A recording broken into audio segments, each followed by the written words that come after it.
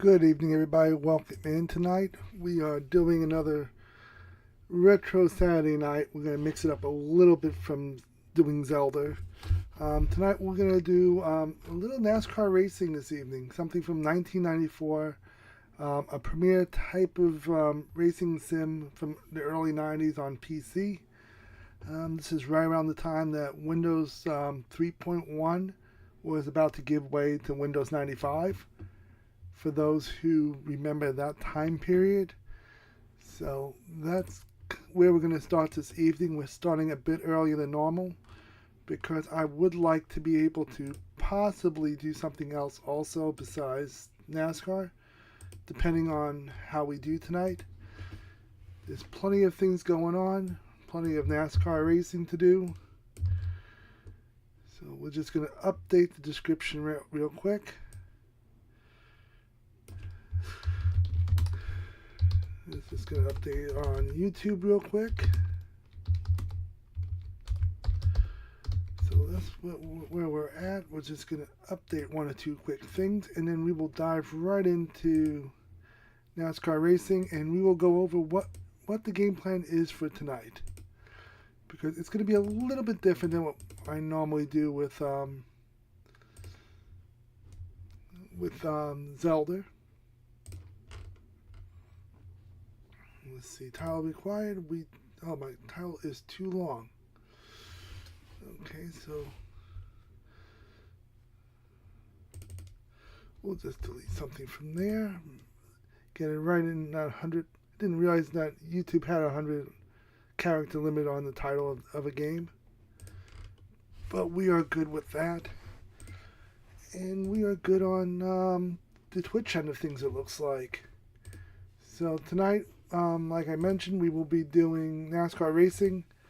We are going to see if we can dethrone Bill Elliott as the fastest lap ever turned at Talladega. On the bottom of the screen, you will be able to see the speed that he ran back in 1987 before they got rid of restricted, when they introduced restricted plate racing back in 1989. So we are going to make our way through here, see if we can keep up with it. I did have to do a slight mod to the track information to take off the restricted plate. If I didn't take off the restricted plate, there would be no way we would be able to get anywhere near the 212. So that's where we're going to start this evening. We're going to set up Talladega. Okay, we can't set up the garage. Okay. Is that going to be something that we're going to have an issue with throughout? Okay. That's a new one in my book. Let me just take a quick peek at the file, see what we have going on. You know, I've been doing NASCAR racing for a while with this and never even paid attention to see if we had an issue with the garage. Garage.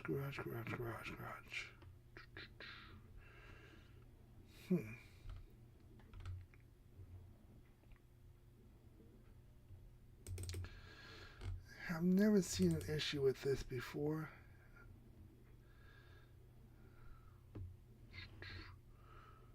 Okay, I do have the files for NASCAR's garage, but why don't I have access to the track garage? Let's take a peek real quick at the Google and the mighty Google to see why we're having issues. Why we're having issues with the garage not working. Let's see, what file did I not have?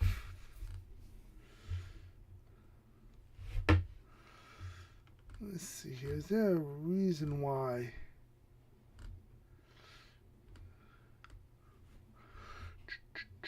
Let's see here.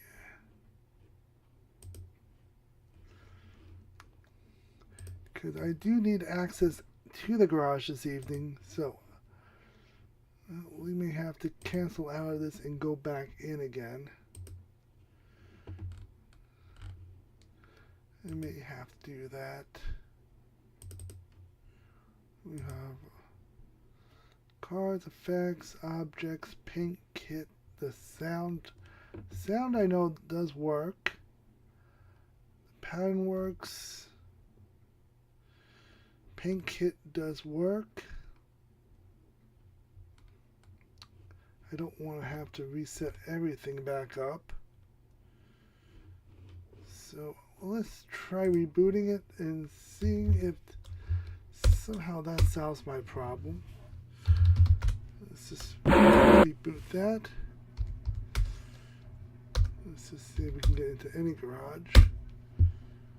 Okay, well that is going to definitely take the sail out of my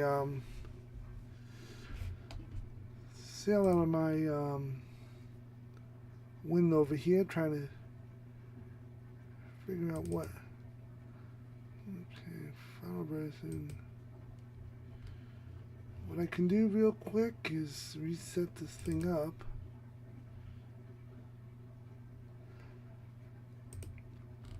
I'm not going to be able to do that either. I don't want to have to re-download everything. So let's take a peek real quick.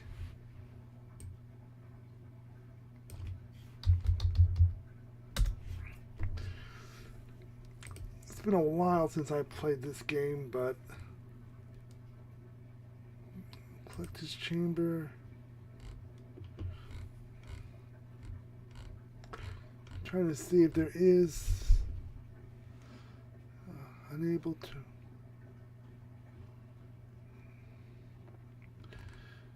Looks like we have everything else. Trying to see why this will not work. I tested it earlier this week and with no issues, so understanding why this is not behaving itself is beyond me. It does work. Cannot load the garage.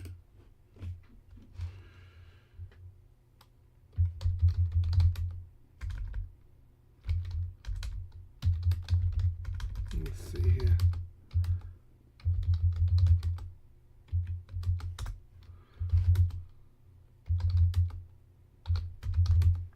Let's just ask a couple of questions.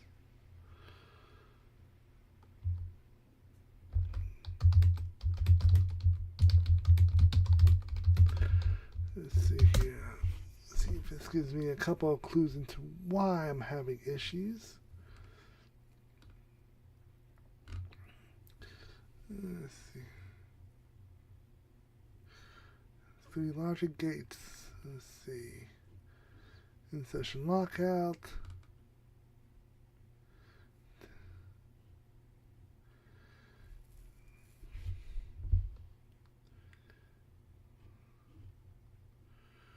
Alright, let's see here. Control F11.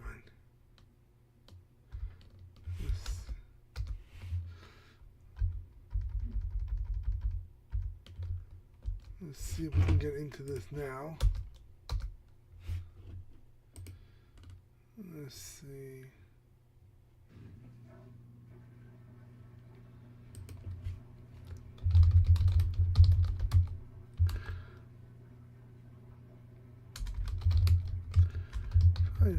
I don't see why this is not working.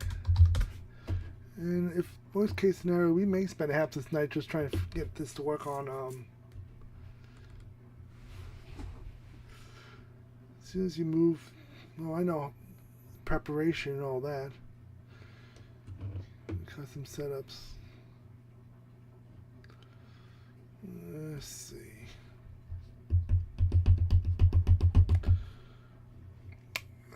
Unless I have to reset up this whole thing again and reinstall Nascar Racing, which I may have to end up doing, which I don't want to do. If that's the case, I'm going to have to take this offline to do.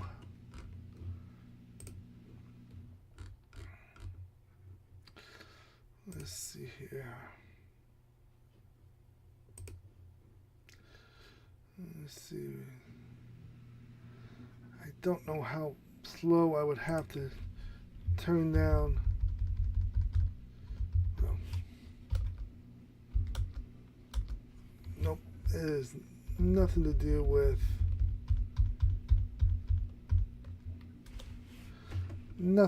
the speed of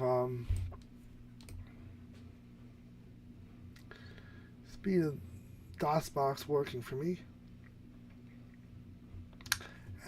I don't know. I honestly do not know why this is not working the way it's supposed to.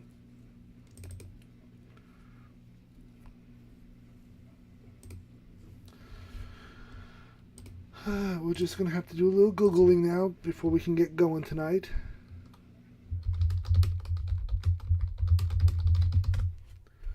We're going to have to look up some things. It's been about 20, 30 years. Let's see.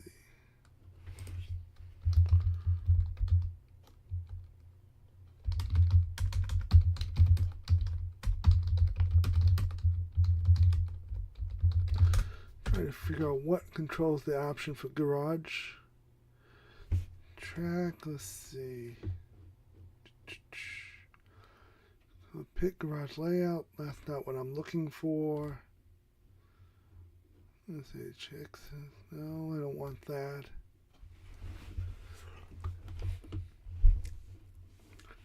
It's been a while since I've done this.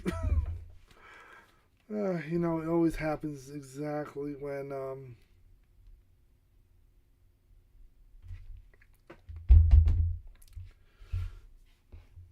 whenever I try to do something like this. Do I need to download this all over again and start this whole process from scratch? Let's see here. I don't want to have to download this again, but I will if I have to.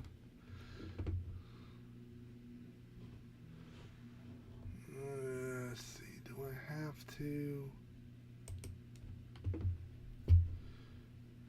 Okay, there's my file.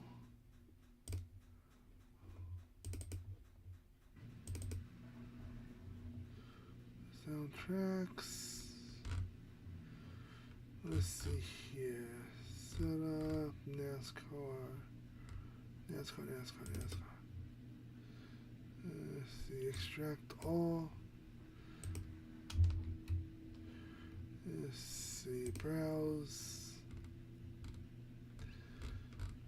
Let's see here. We're going to have to put this in another file. And I'm going to see if this one makes any difference. Because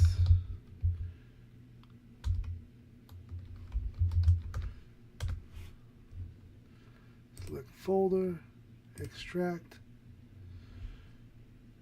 And if I have to run it off of this one, I will.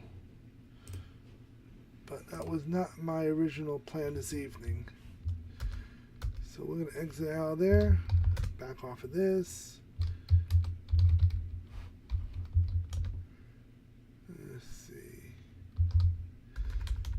Let's see here. Why is this not wanting to behave itself? Let's see here. That's the download section. I don't want the download section. I want NASCAR 94A. Let's rename you to NASCAR A, since it's complaining about too many files.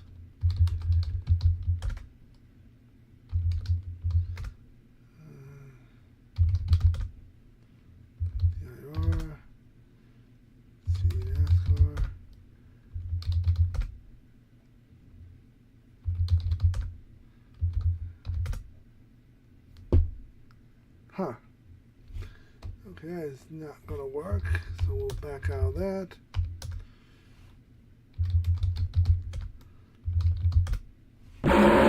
So we are still up the creek without a power on the garage. Now why this don't want to work is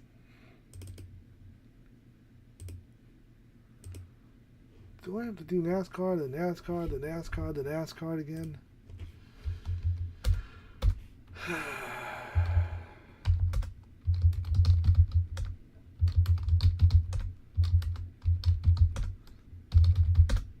Okay, that gets me in there. Well, that worked the way I wanted to. That one will get me in there. Okay. Fair enough.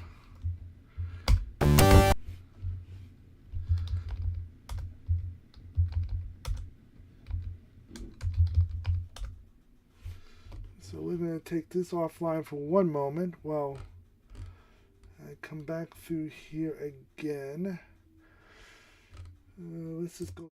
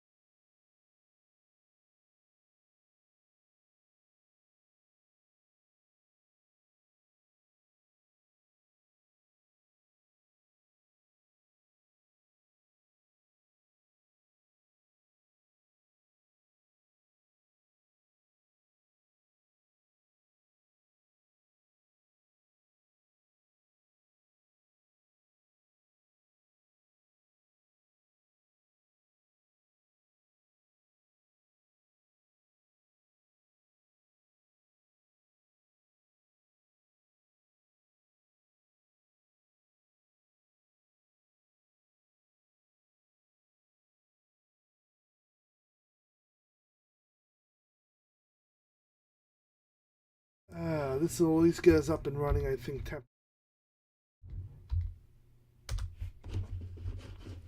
So we'll come back to DOSBox. Back to Talladega.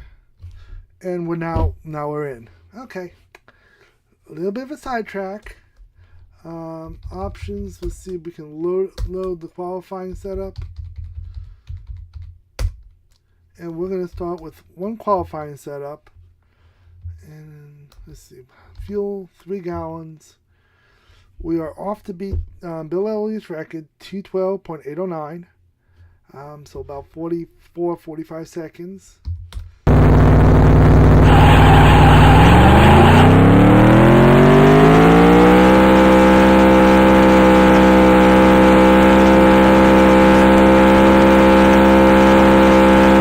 Let's see. One thing I do want to take off real quick in the options.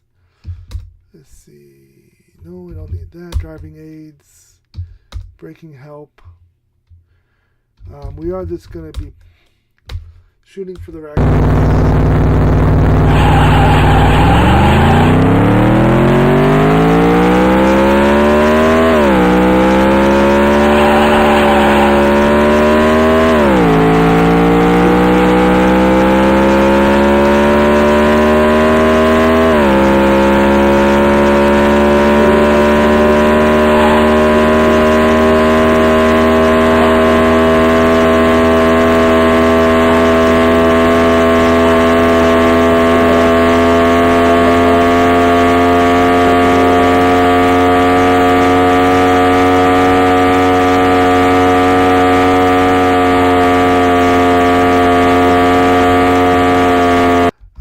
Make it through qualifying with that. Let's think here.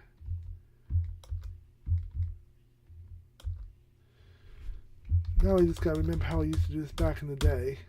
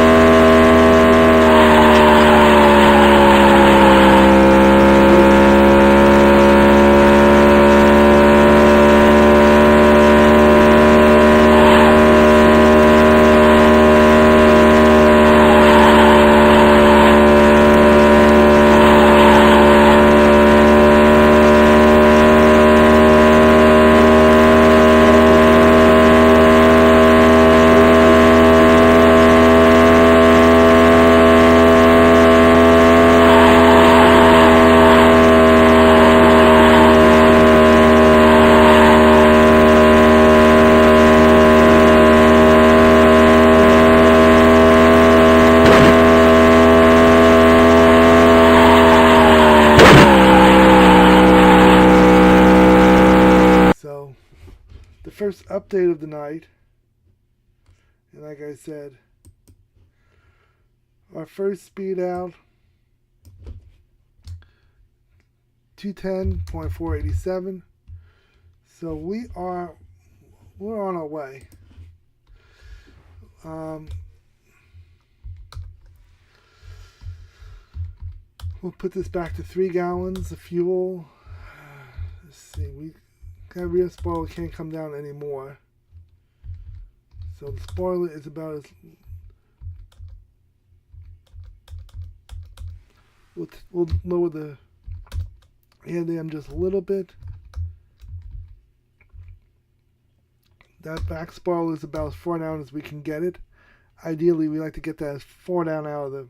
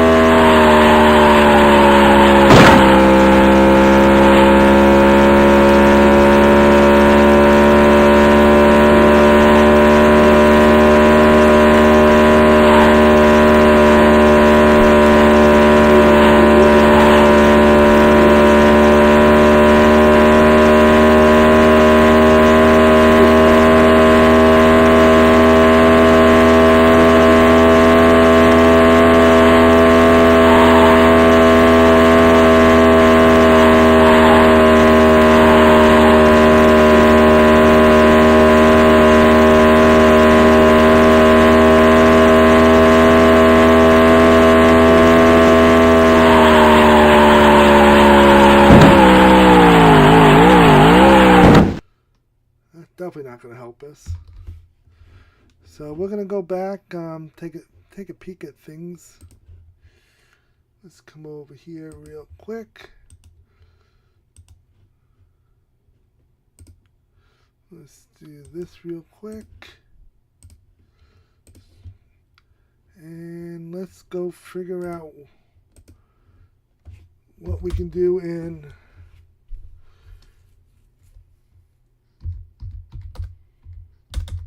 go back up to 3 gallons of fuel. Front end dam. We'll put that back up to 5 inches. I would have thought lower would be better, because the lower the air dam is, the less air is going underneath the car and more downforce to keep it on the ground. Let's save this as qualifying 1 and see if this setup is gonna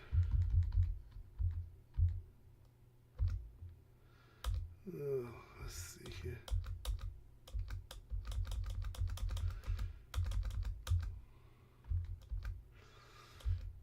Right rear, we'll get it down to 45. Like I said, next thing we're doing now is we'll just mess with some air pressure.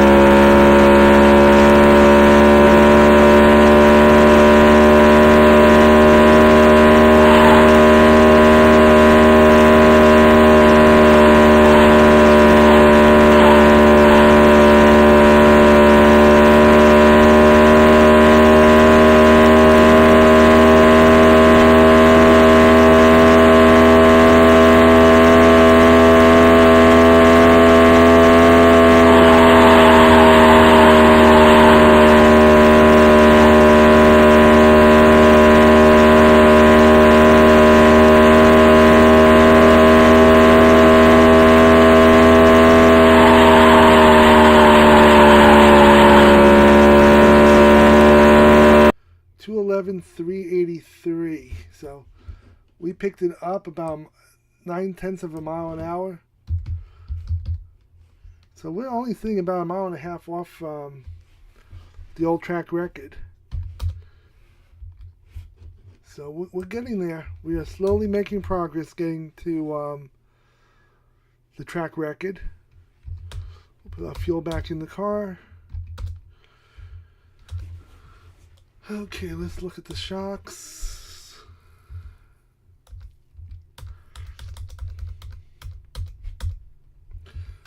Left rear. See if we can bring the bottom of that car down, just back of the car down a little bit. The further we can take that back of the car out of the wind, the faster it should go.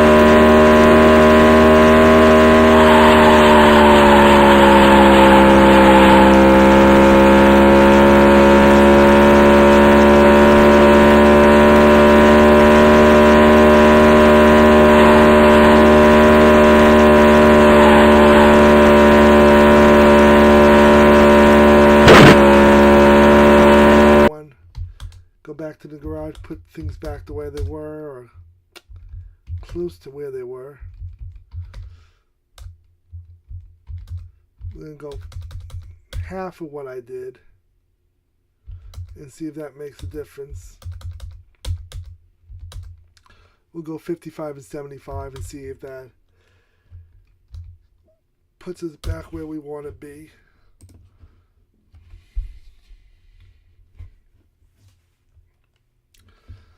Okay, so we're going to give this a go and see what we get out of the car.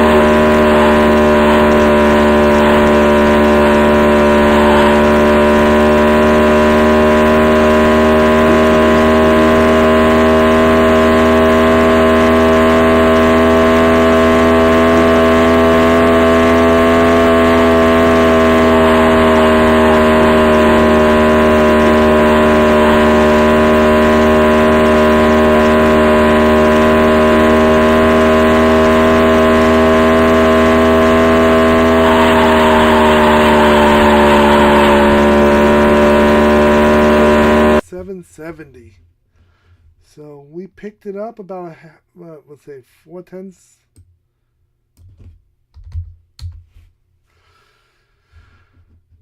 So we are what, 1 point a mile an hour off the record. One little over a mile an hour. So we need to find another mile an hour someplace along the way here. So let's see, where do we want to try to find this extra mile an hour? Fuel goes back to where it was.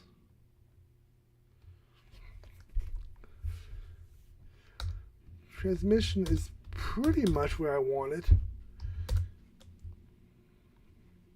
I think the transmission is where I want it at this point. Suspension is close to where I want it. I know if I put too much wheel lock, I will lock up the tires altogether, and that will not help us out. Weight jack, I don't need to worry about. Camber, I think I'm okay. At least right now I think I'm okay with that. I'll save this one along the way. Because if we don't like what I'm doing, I can just go back and pull up another setting.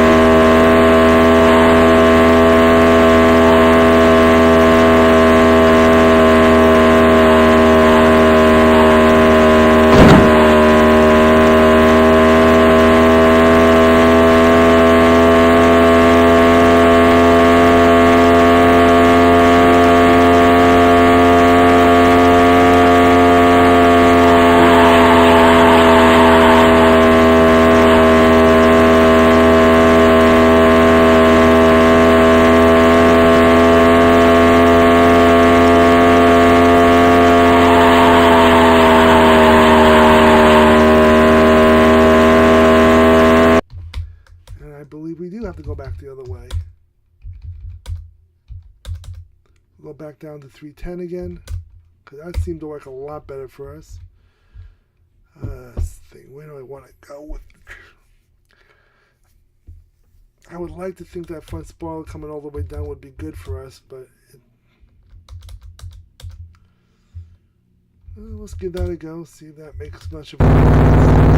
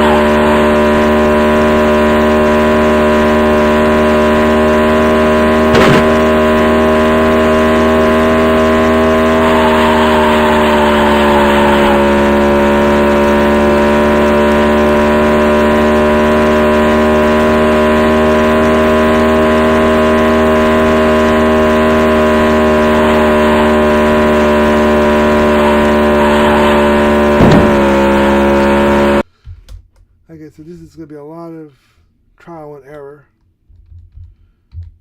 Spoiler, air dam will go back up again. I really thought bringing that air dam down would make it all go a little bit faster, but more fuel in it. Tire pressures. Let's see if I don't think we have to do anything with static.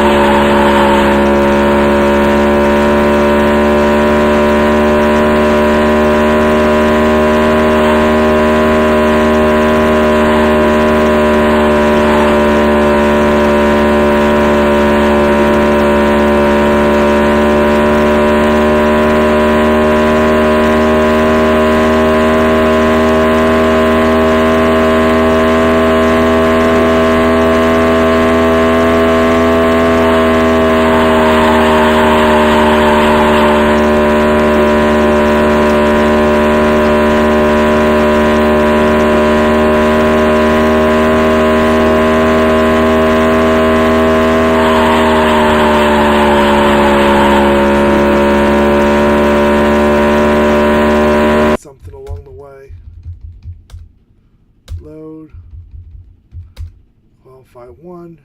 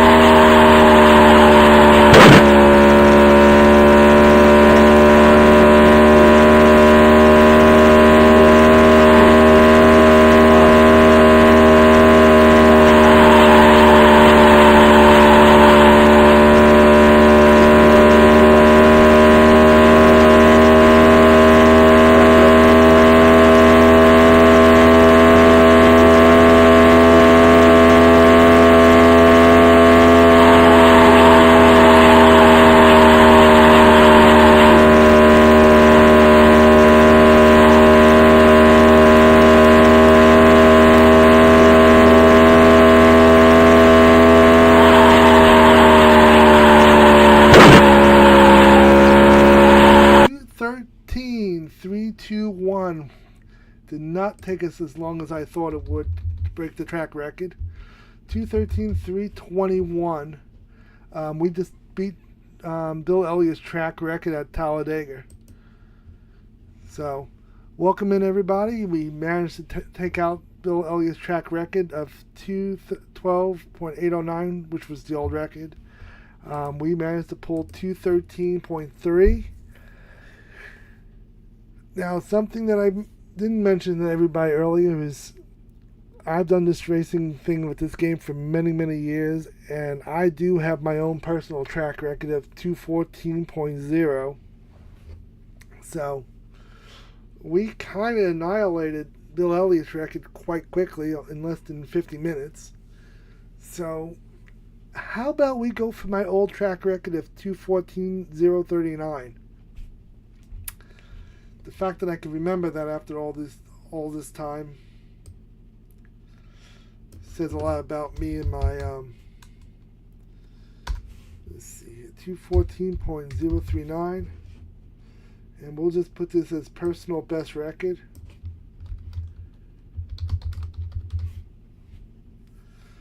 And we can see if we can top that 2:13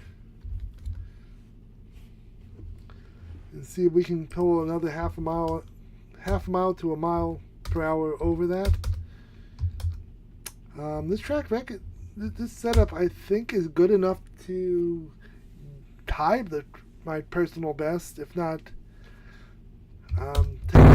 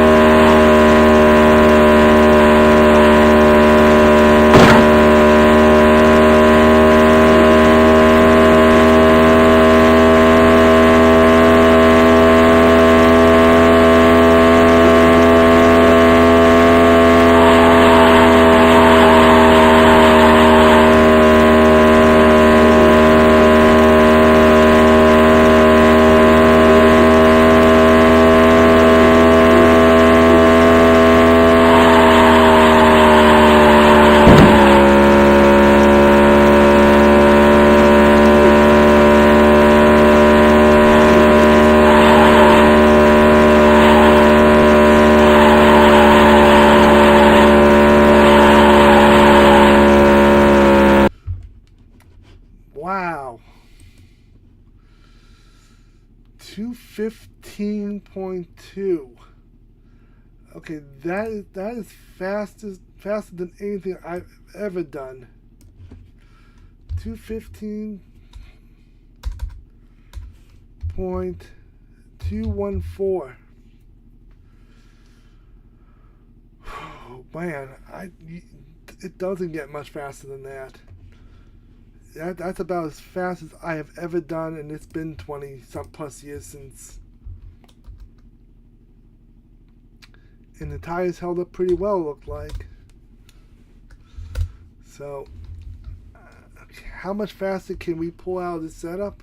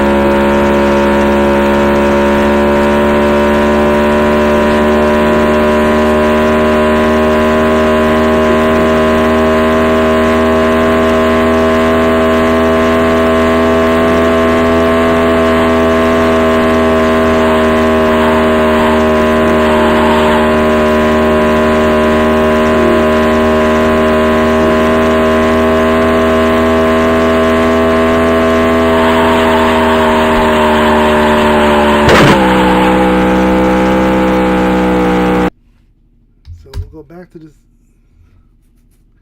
back to the garage and see what else. I just want to see what we got going on. Spoilers, I think, are right. Suspension,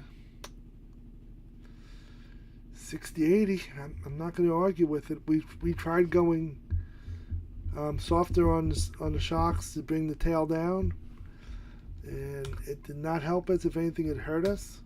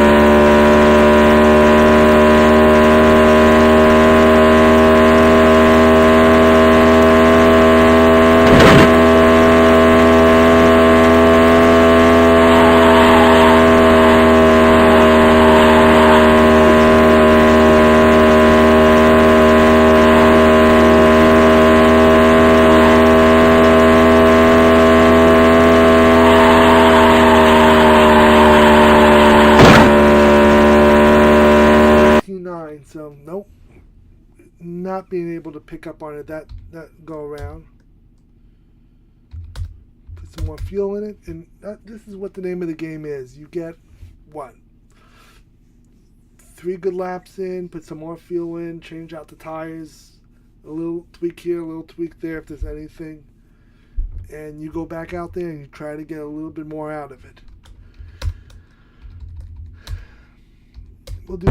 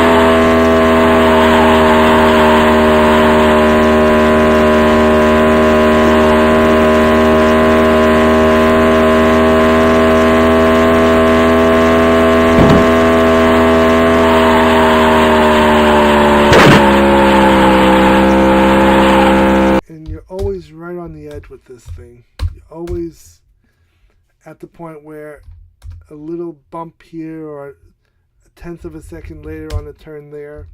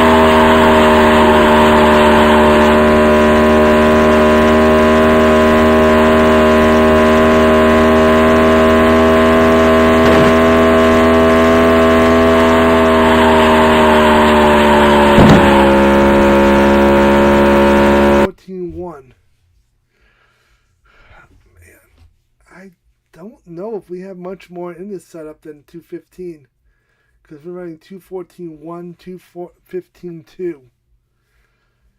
Don't know if there's much more in this setup. And then you just kind of wonder, where do we go from here, if anywheres?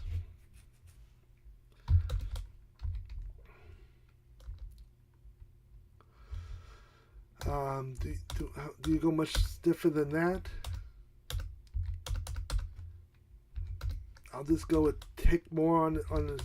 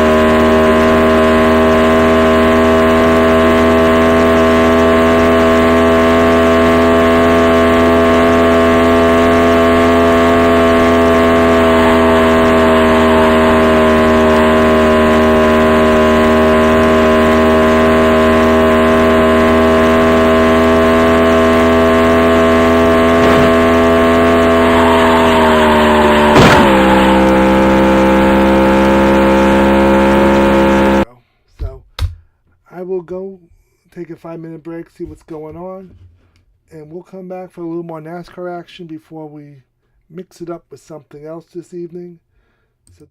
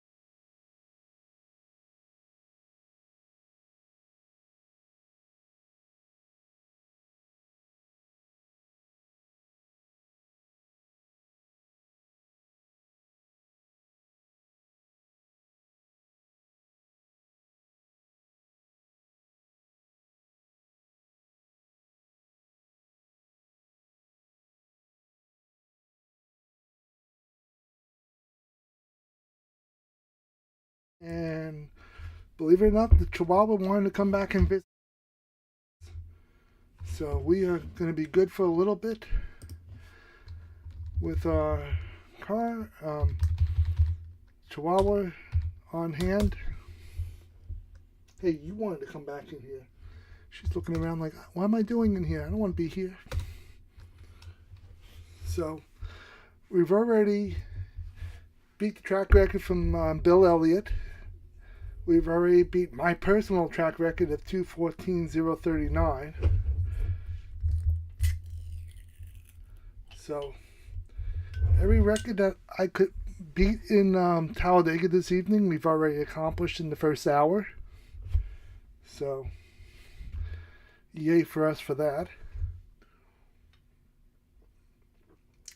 Now we just move on to, I guess we'll see if we can hit a 2:15.3. And then we'll just have to discuss what we want to do the rest of the night, because I figured this was going to take a lot longer than it did.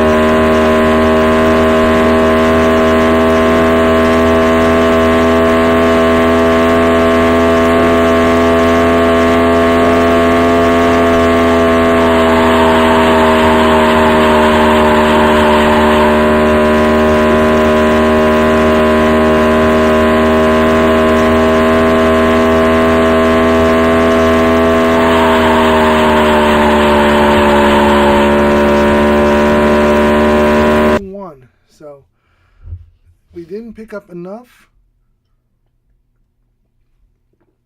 We slow down just a little bit, and I don't know where we go from here. The suspension, I don't think the suspension, those 3% on the rear end is going to make that big of a difference on the speed, and we're definitely holding our own pretty well. Trying to think, do we want to do anything with the suspension? I particularly don't really want to do anything different with the suspension.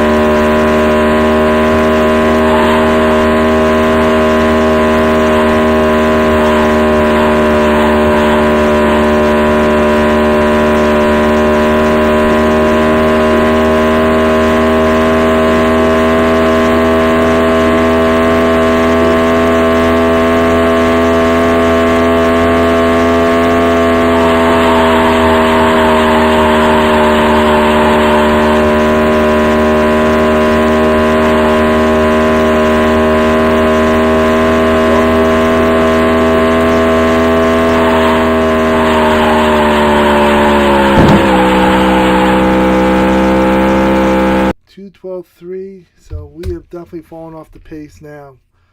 I don't think I'm going to have much more in me on these speeds. I think we're about as far up the pike as we're probably going to get. I'm definitely going to give it a couple more tries, see what we get out of it. But I don't foresee us picking up a lot more. I'll put the suspension back to where it was, because I don't see 3% making a difference either way for us.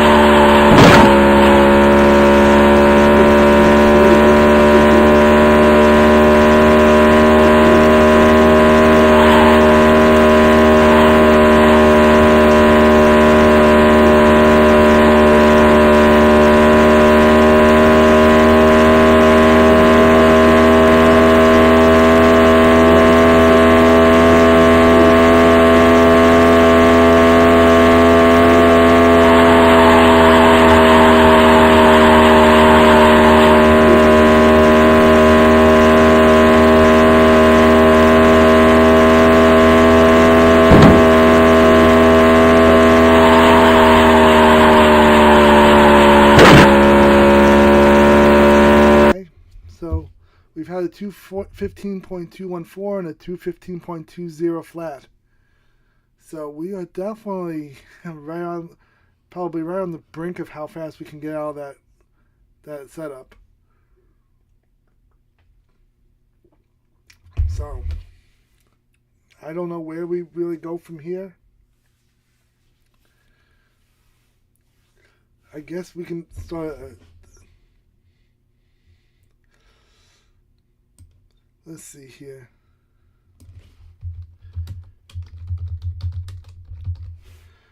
I guess we can do personal best record, and then we can put our second fastest lap. And that way we can keep track of exactly how fast the setup is.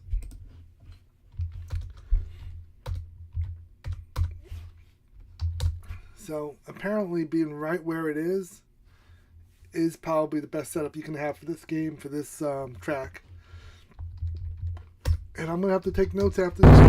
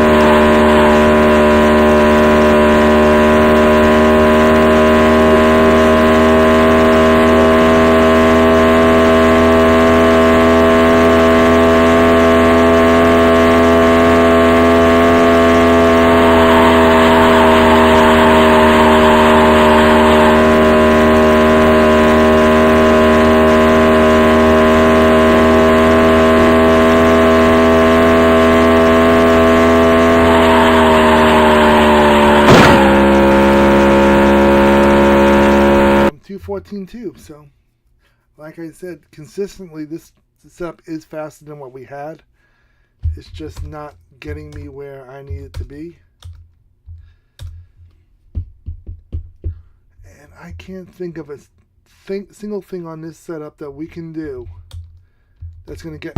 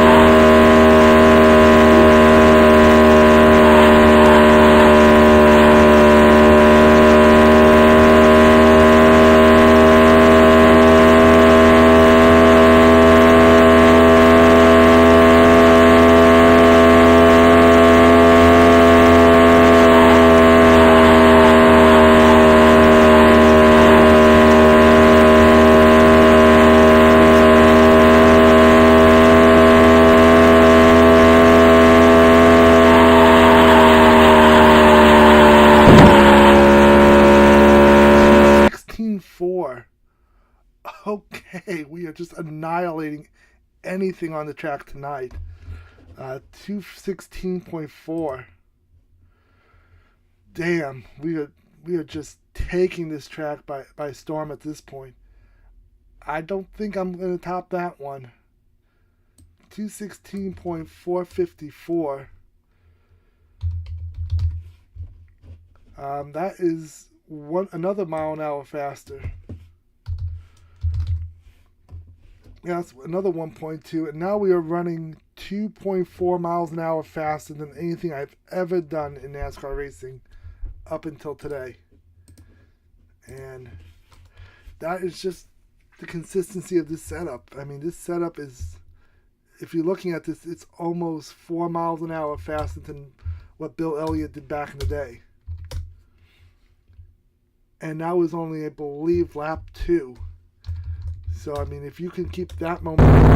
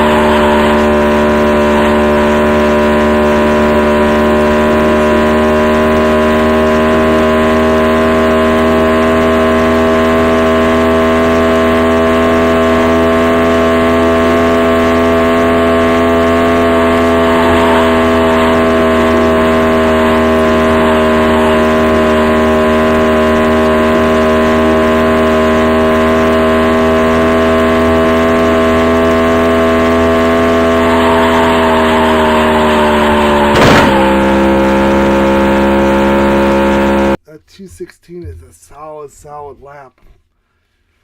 I don't know if we can really top that one. I'm not expecting us to top that one. 2:16.454, and we have it on tape.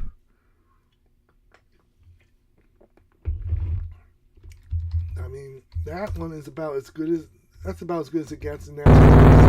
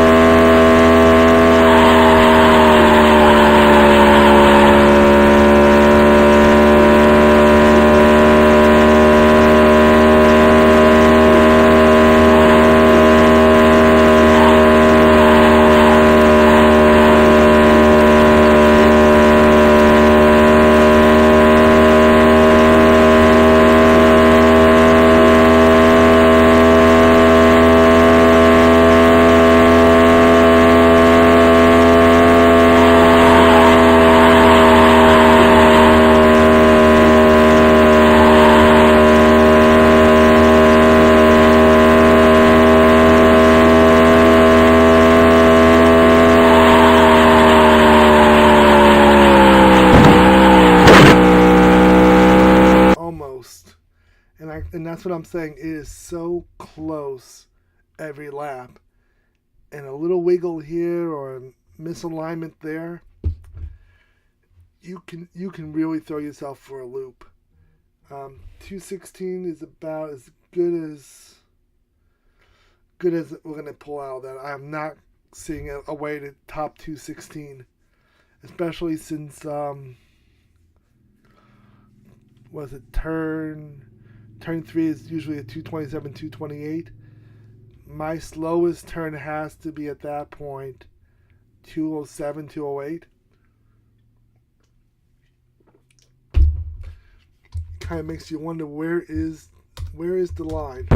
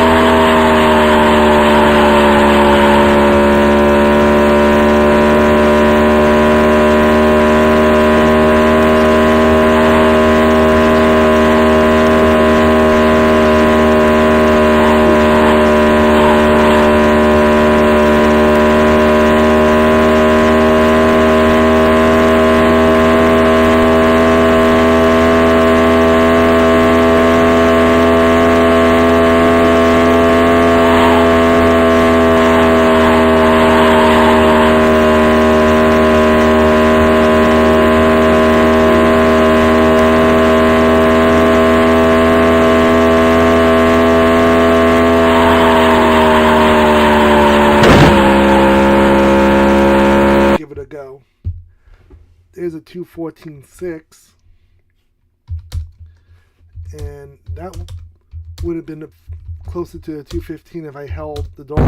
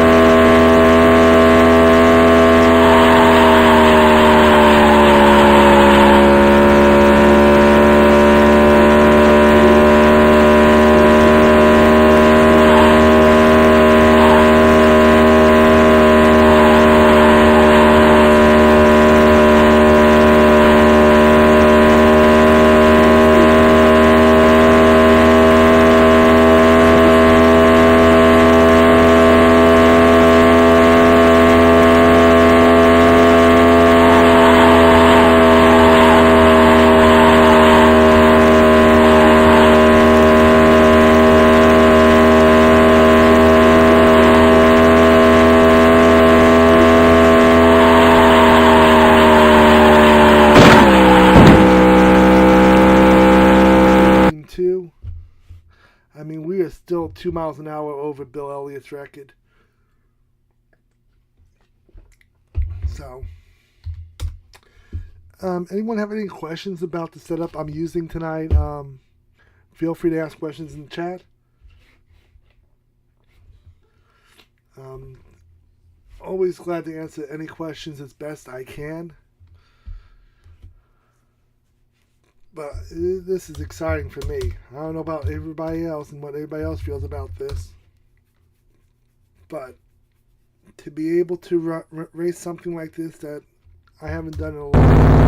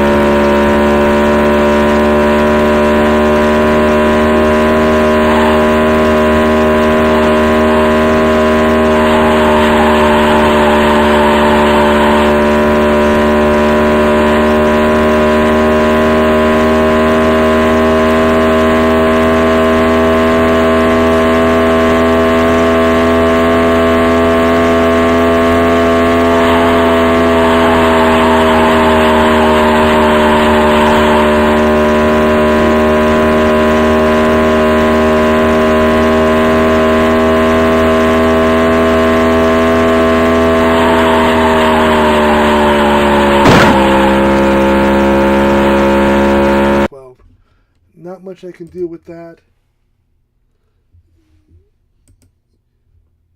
You can go. I don't need you here. So we just banned that one for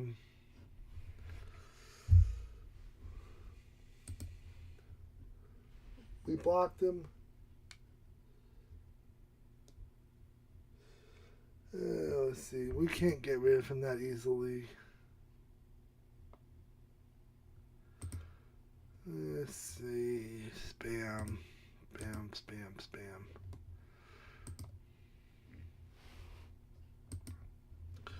So we just report them and we move on with our day, just like we've been doing. We'll give it a couple more and we'll debate what we're going to do afterwards, because usually we don't start till 9 o'clock, but we start a little early with this.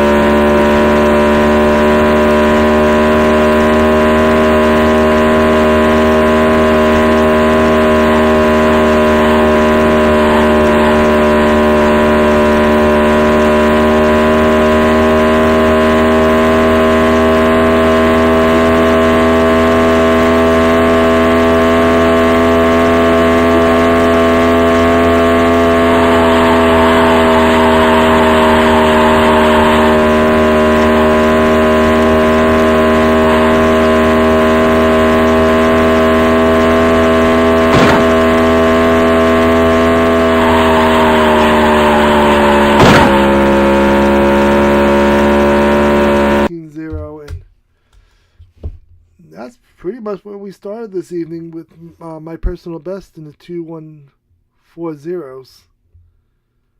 So we have done more than I have done in a long time. So we have mastered Talladega. We were trying to beat the 212.808. Well, technically it's 809, but the game rounds it down. We did annihilate that with the 213. Then we set up my 214.039. See if we can top that number. Yeah, we tried to top that number and we just mowed it down with the 215.214. And then later on, personal best of 216.454. I don't think we're going to be breaking that record anytime soon. That was a solid lap, and I'm glad that's thing on VOD now on YouTube, and it'll be on Twitch for the next 14 days, and it doesn't get any better than that you can document a speed like that.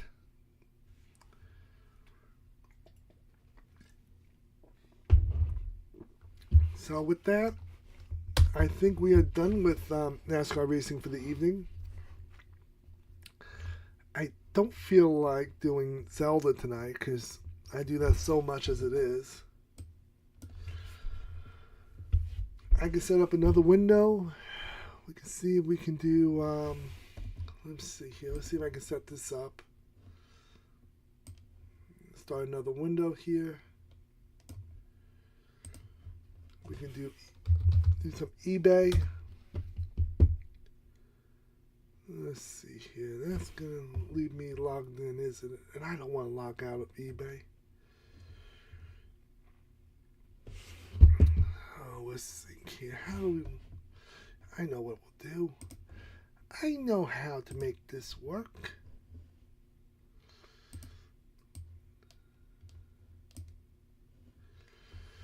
We'll just do it this way, because I've not been logged in on this browser.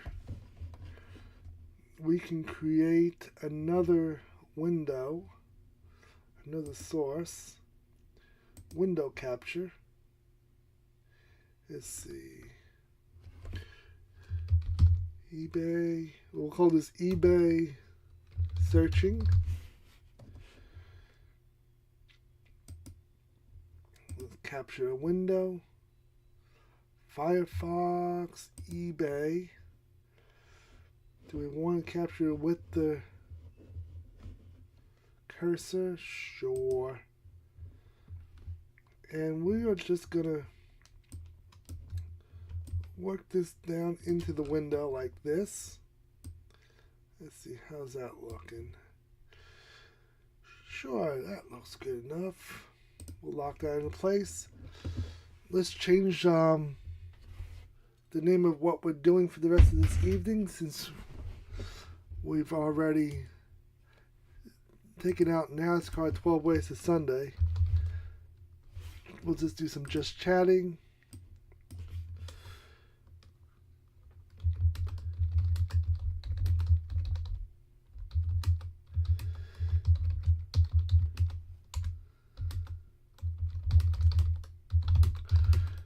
We'll come up with a somewhat clever name for what we're up to. And we'll just say that we beat Bill Elliott at Talladega, and now it's time for some eBay hunting, because who doesn't like looking for video games on eBay? I know me, I enjoy it personally. And we'll just throw an eBay. Let's see, do they have anything for eBay hunting? They don't have anything for eBay hunting on the tags. They should. So we are just going to change the name of what we're doing. Let's see if we can change the name of a couple other things real quick. Since we did take out Bill Elliott and made him understand that he is not the fastest man of all time. So we are going to move into a little eBay hunting for the next unforeseeable time. So let's save that in just chatting, and let's see what we find up on eBay tonight.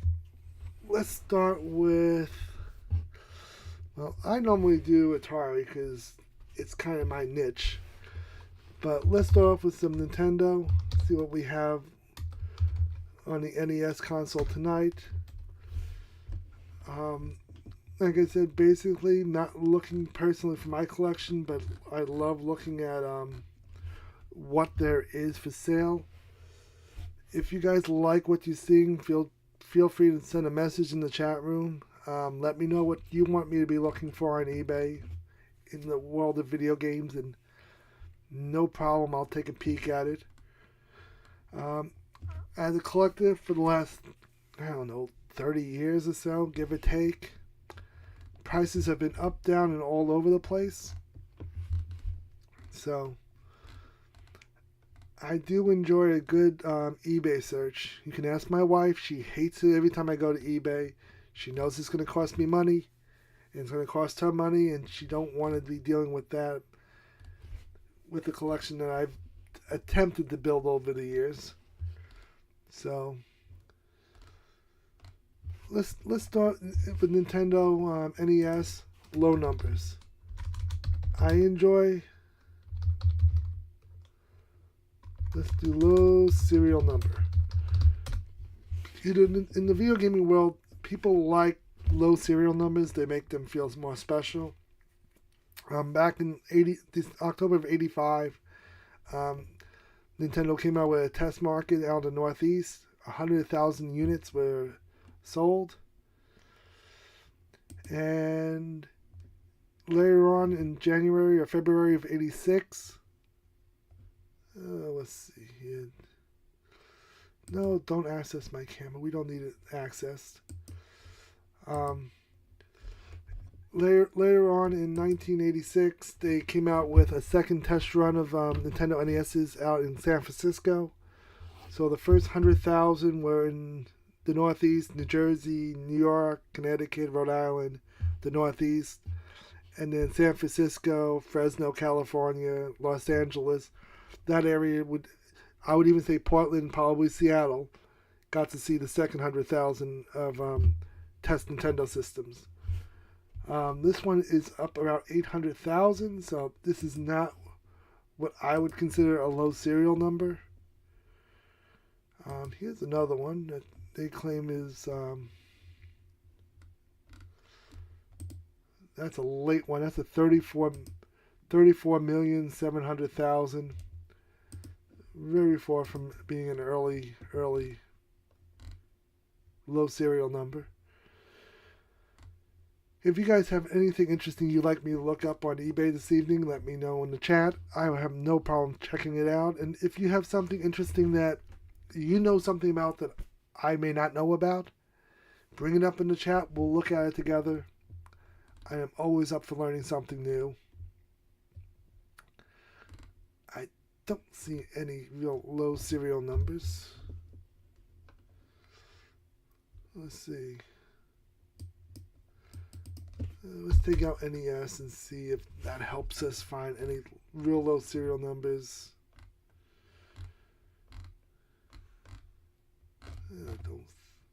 That didn't help me at all.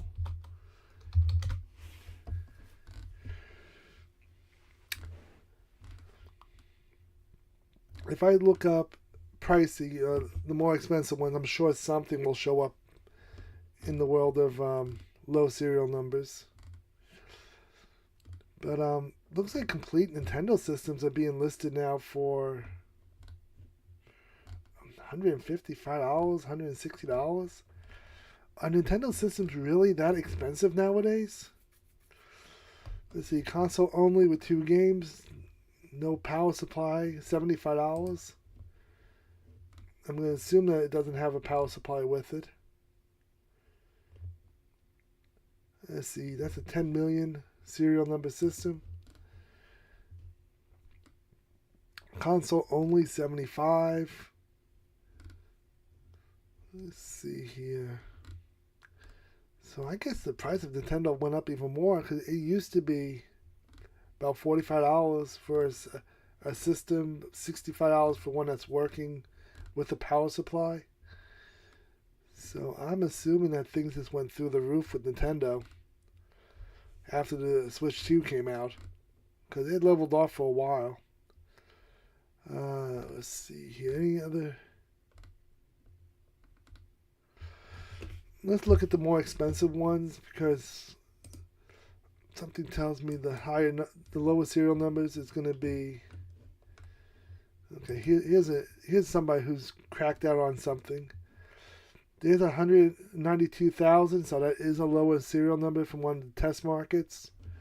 Another thing you'll notice on the test markets in this photo here, it's smooth, not textured on the top. That's usually an indication of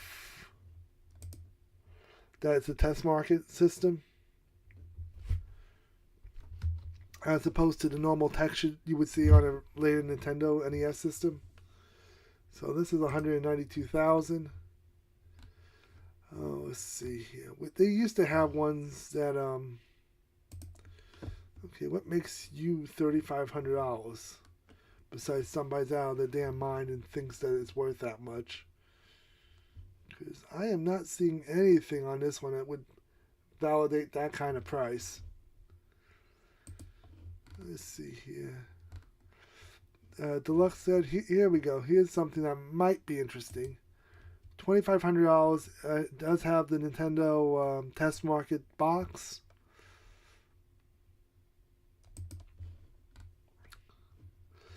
It does have the smooth top that I mentioned earlier.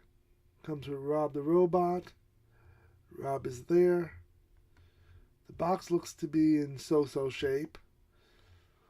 There's the Nintendo with the smooth top to it.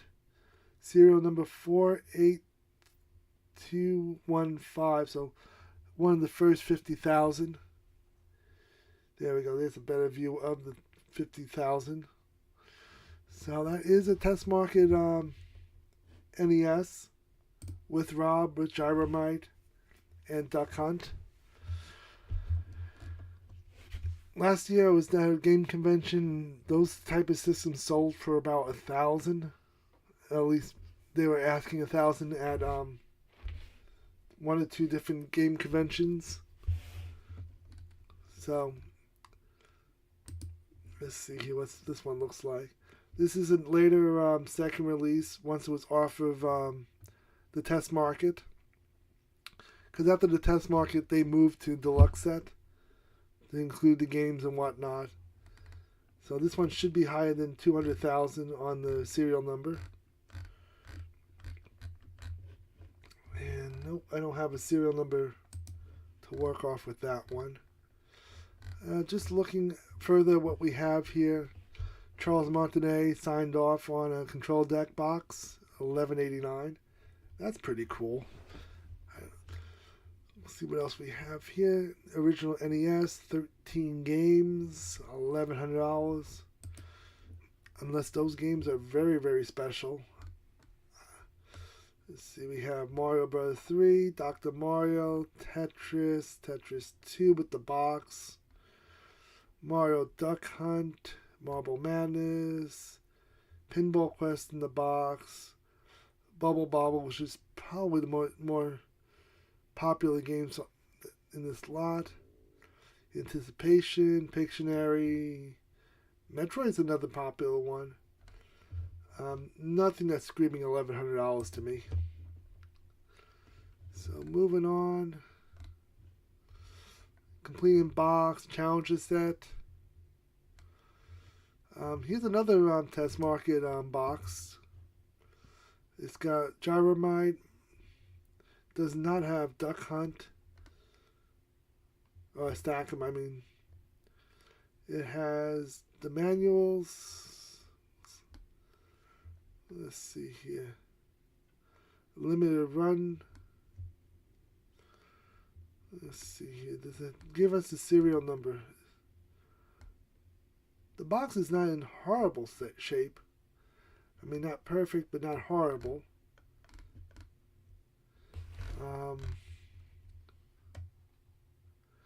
It says Nintendo NES Test Market Pre-Deluxe Set Console ROM in box. Something tells me there is not going to be a system in this box. Yes, inspire. Item has been previously used. Condition wear. Looks like somebody pulled, did some AI writing about what the game is, because no one in their right mind is going to be talking about 256 bytes of OAM and 2Ks of RAM, and included NES console clean tested, also lockout chip disabled. So it does come with a system. Zapper gun is untested, probably works. Never had one break. I can't recall ever seeing one broken, but I worked in numerous game stores over the years. Let's see, this one, NES Deluxe set. with Rob. So this is a little bit of a later NES system. Robot Gyro, so that is an early Gyromite with the Japanese converter in it. $650 NES with 46 games. Let's take a look at what we have here. TMNT Arcade, Duck Hunt, Techno Bowl. Let's see, Mario Bros. 2, the original TMNT, Dick Tracy, Tetris. Let's see here. We have Simpsons versus the World, Rollerball, Total Recall, Milo's Secret Quest. Let's see, Battle Chess, Adventures of Tom Sawyer. Nothing yelling at me. I mean, granted, it's 46 games, $10 a game, $4.60. Another system, it's worth a little bit, but it's not screaming at me that we need to go and drop $6.50 or best offer on that type of lot. See what else we have. Local pickup with TV for $5.95. No, thank you. Probably should just change my title from We Beat Bill Elliott to just eBay Hunting. Probably should have done that. But wanted to let everybody know who may have come out here expecting NASCAR that we did at least beat that record. Let's see. Nintendo TV. How are we doing on the prices of Nintendo TVs in the modern era? Let's see. Do we have a Nintendo TV? Here's one Nintendo TV. Looks like it has... It does have both covers. One of them has been broken off. Let's see here. It has 2, 3, 4 feet. Bunch of games. $4,000 at best offer. That is crazy. Here's a Holy Grail one. Let's see. It's missing at least one. It's a 3-foot TV, 2 controllers. Seeming to work. Missing both covers. $2,700 at best offer. See what else we have. Any other Nintendo TVs up for sale at the moment? Nintendo TVs have always been crazy on price. Looks like the only ones that they have are those two. Let's look at the SF1. SF1 is the Super Famicom version of... it's like a Nintendo TV from Japan with a Super Nintendo built into it, a Super Famicom built into it. Nothing on oh, here's one. Sharp 21-inch SF1 Super Famicom built into the TV with 20 games for $1,800. You don't see these TVs very often, especially in the States. This one's located over in Japan, so directly from Japan. Shipping would be a pain in the rear end, I'm sure. So coming over from Japan, that would probably be at least a couple, $300, $400, $500, $600 at least. Let's see here. Here's another one coming out of Otaku. So that's coming out of Japan. This one doesn't have a bunch of games with it, at least. So this is just mostly just console TV itself. Let's see, asking price $48.63. You don't see too many of these TVs to begin with, so when you do see them, they tend to be pricey. And heaven helps you if you find one in the States, because it's going to be a bit more money since you don't have to worry about shipping from Japan to the United States. And you don't have to deal with customs. You don't have to deal with international freight and the ships and all. And if you do stuff through FedEx or UPS, that's just going to cost more going that route. It's going to have to be crated so that way the plastic on the TV don't break. The monitor, the TV screen, CRT makes it in one piece. It's a pain in the rear end.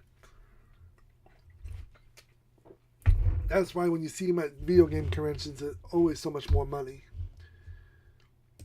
Conventions, you probably see them starting about $2,000-$3,000 a piece, because all the hard work of getting it to the United States have been taken care of already.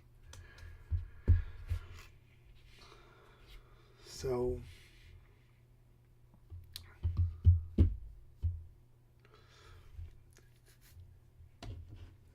let's see here. Where do we want to go? We did Nintendo. We did some Nintendo TV, Sharp SF1. Let's see if there's a Sharp C1 TV for sale. C1 TV. Probably not. Let's see here. There's a Sharp. This was packed in back in the day with the Sharp C1 TV, which was a Famicom built into a TV. This was the pack-in title with it, Donkey Kong Jr. Math, with math. So it was a Donkey Kong multi-card. $99.99. I guess that might be worth it. Here's a Sharp C1 controller. You can see how the design was a little bit similar to an NES. It does have a mic, so you can use the mic to like blow into it or use your voice to manipulate the game along the way. You can see the different type of controller that controller port that plugs into the C1. It's a little bit different. Would love to come across a regular C1 for my collection at some point. They do not pop up every day. As I say that, here's a gray one. Let's see here. So each controller does have a different number. There's controller 1 and controller 2. And at the bottom of the TV, that's where you put the controller in. The family disk drive is right next to it over here. If you want to hook up the Famicom disk drive, you can do that. I do like to have one of these one day. It does remind me a little bit of the Commodore 1702 monitor. But at $4,600 coming over from Europe, I don't want to be paying another 400 British pounds. So you're talking, let's call it 4,000 British pounds. So you're talking probably about $5,300, $5,200. I don't know about you. I don't want to be paying that much money to do that. My wife would put me out on the street if I tried to come home with a $5,300 television. No offense, I fear for my life just sitting on this side of the door down the hall from her and just uttering those words. Here's a couple of Sharp SF1s, a 14-inch and a 21-inch. Both of them $1,000, $1,100 at best offer. I want to say the one I want is the 2100, and if it's for parts not working and you're still asking and getting $1,100 for it, that tells me that highly collectible and easily can be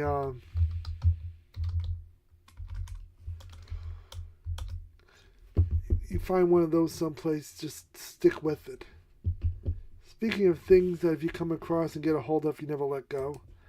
It's a Sega Terra Drive, which is a computer from back in the early 90s. It does have a disk drive. Could have Windows on it if you wanted back in the day.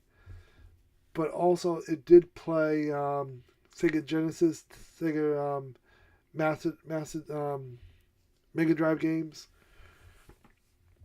Think of this as the Japanese version of what we would get in the States, in a sense of Laserdisc players that has Sega Genesis access.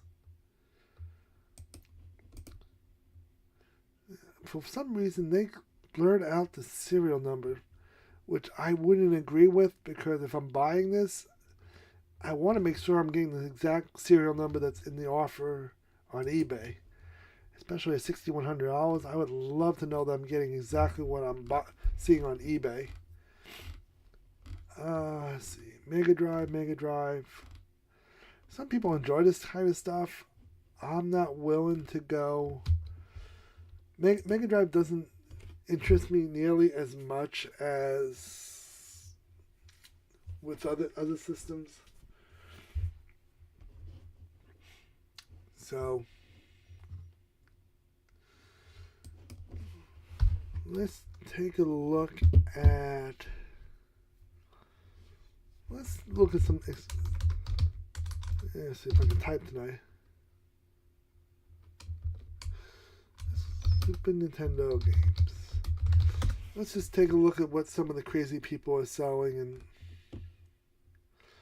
$1.5 million. Those water collectors out there still trying to dump off the games.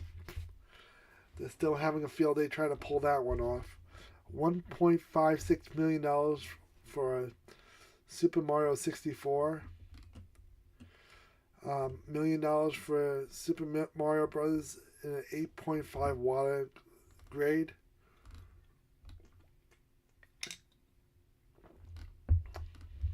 This is when you know video game collecting has a couple of bad eggs, I guess you would say. I mean, if I'm on the selling end of that, cool, but honestly, no, I don't buy it. I'm not buying into. I didn't buy into the hype back then. I wouldn't see it as a good investment.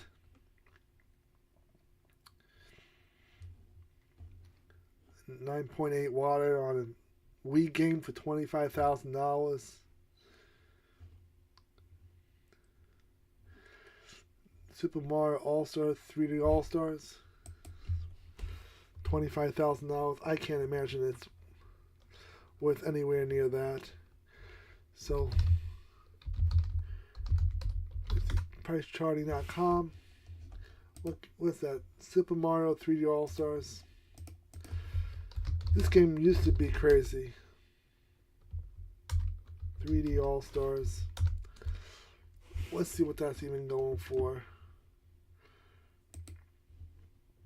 Complete brand new in the box. $107. Interesting. It's interesting that somebody's trying to get $25,000 out of it. And I don't see what the big hype is about it. Like I said, there's 4 right there for $25 a piece. The one above it is $25,000 for that one. $22,000. Yeah, I'm not seeing. Anybody wants to give me $1,000 for mine, I'd be happy to sell it. I'd be happy to take that $1,000 and put it towards some bills or something, or buy my wife something nice, or go out for a really, really fancy dinner. Maybe I could buy my wife something nice, and I could buy the dog something nice. The same dog that's sleeping right next to me right now. If she woke up and found $500 in doggy bones, I think she'd be happy. Let's see, Super Mario Bros. Let's take a look at this Super Famicom. Let's see, Famicom box. I guess it's one of those repair cartridges of some type.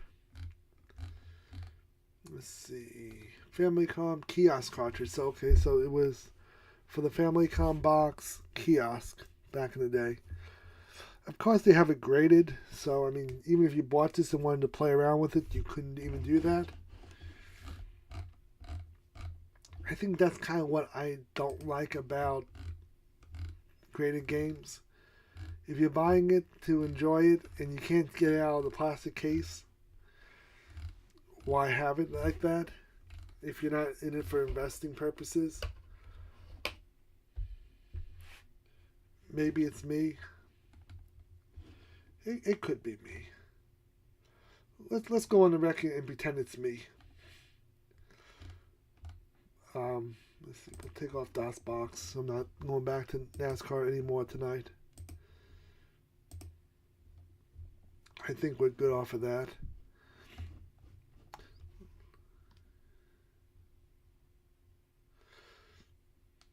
Let's just update my title a little more. That way people know it's about eBay hunting right now, and it's not about Talladega no more. Archival quality not sealed. Yeah, I don't see the interest in that. But here's something interesting. Moving target simulator for the military on Super Nintendo. This is kind of cool. Very few of these are known to exist, and when they do come up, they do go for quite a bit of money. It does supposed to have a certain type of rifle gun that comes along with it. I don't think I've ever seen one in person before.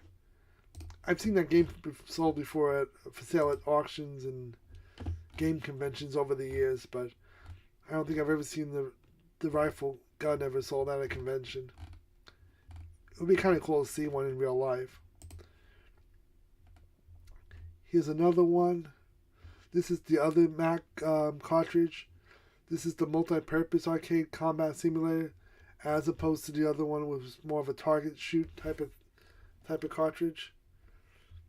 And anybody who puts at least a board shot like this up so you can verify what you're getting, always a good start with that.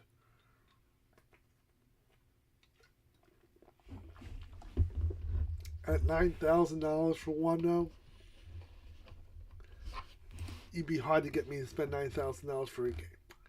I can't even conceive $1,000 for a game. But people are out there. I mean, we're working our way down the list here. $8,100 for 3D Mario. I mean, it's not worth it, and we're doing a little bit better than the $25,000 before. $8,000. I'm gonna go on record and say that water and all these graded things have totally corrupted a segment of the game collecting hobby and game convention sellers and all. Every time I see one of these thing at a convention,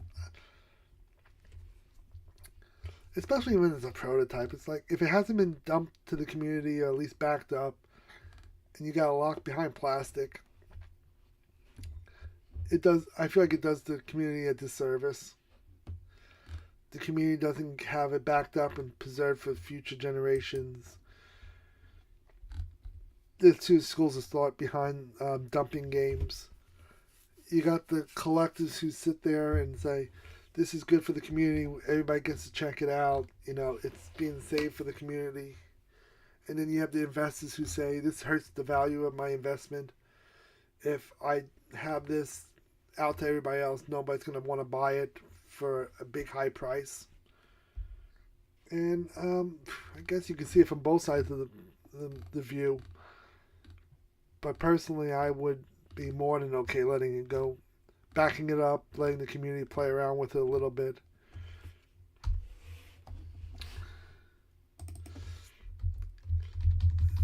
Let's see what NES games they have.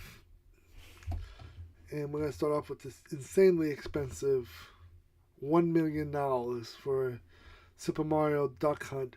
Change a life opportunity.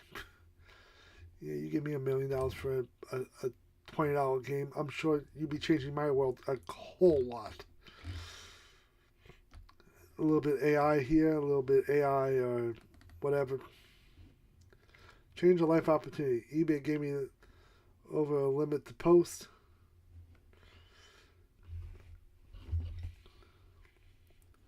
Yeah, so if you're wealthy, dumb, and have nothing better to do with $1 million, look no further. Give this guy $1 million. He'll give you a game that's worth $20 and call it a day.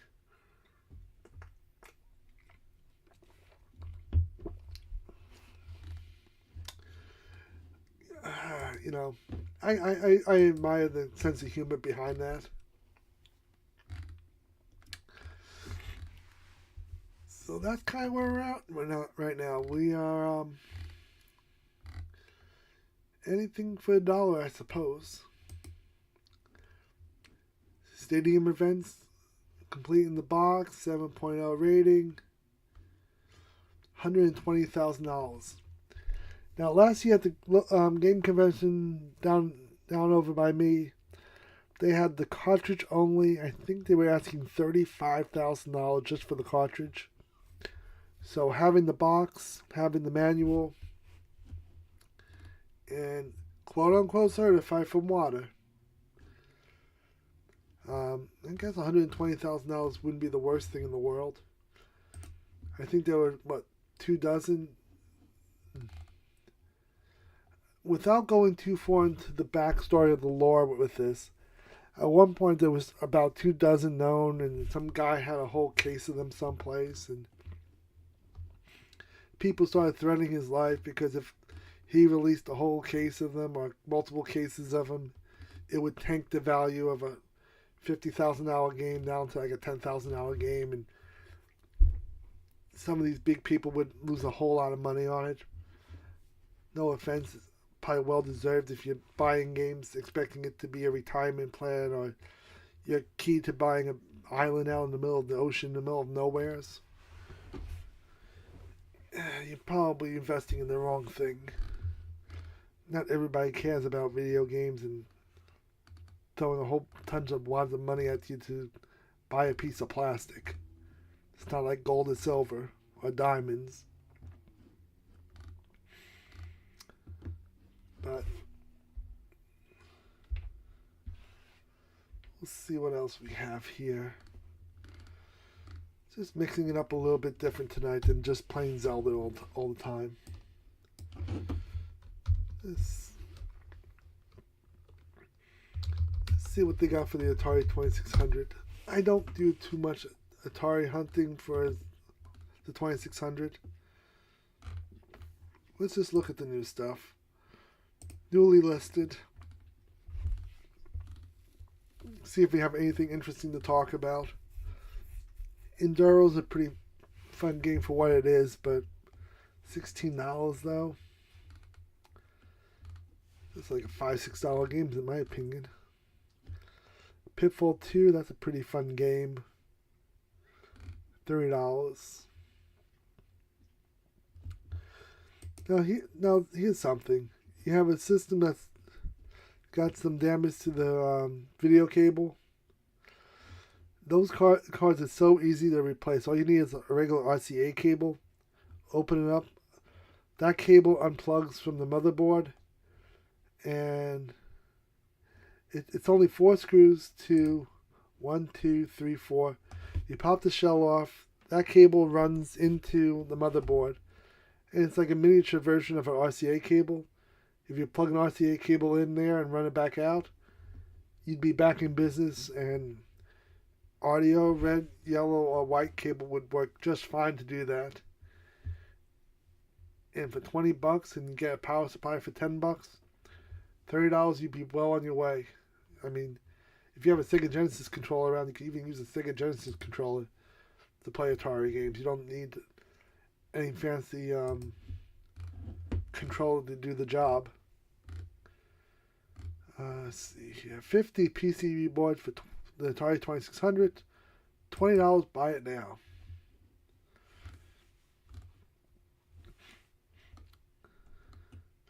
Back in the day, every now and then you would get lucky and you end up with a pretty rare, unusual game. Looks like they have a couple of Atari 52, almost like 5200 boards almost, but those could be U.S. games, U.S. game brand games. Here's Super Football. Those almost look like 5200 boards. Almost. But being Super Football like that, that's probably M Network, Mattel, since they had those longer shells back in the day. Looks like a bunch of Atari games. 55, 56, 58. Nothing overly amazing. But you are getting them kind of cheap in case you want to reuse the boards for a homebrew. That would be a good deal for you. Let's see. Looks like a Zeller cartridge from overseas. Condor Attack is PAL, so PAL would put it overseas in Europe.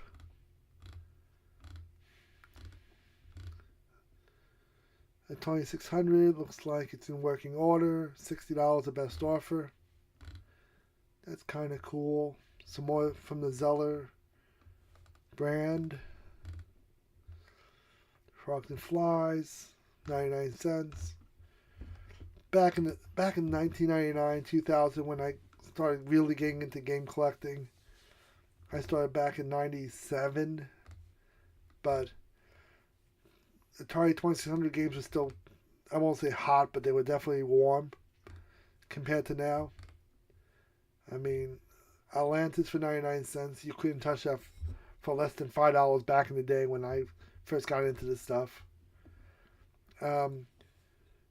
Quest for Quintaroo, back in the day for me, you go to Radio Shack, you'd be able to order that same game brand new in the shrink wrap out of Radio Shack's catalog, have it mailed to your house for about $12. So yeah, it's changed a little. Retro gaming has changed quite a bit in the last 20 years, but nothing more than between water and just where you can get old games back in the day. Here's some Atari, looks like a 2600 Onyx double ender and a whole bunch of Atari home computer games. Let's see here. Miner 2049 is probably the most fun of the whole lot here. Let's see. Kicks was always fun.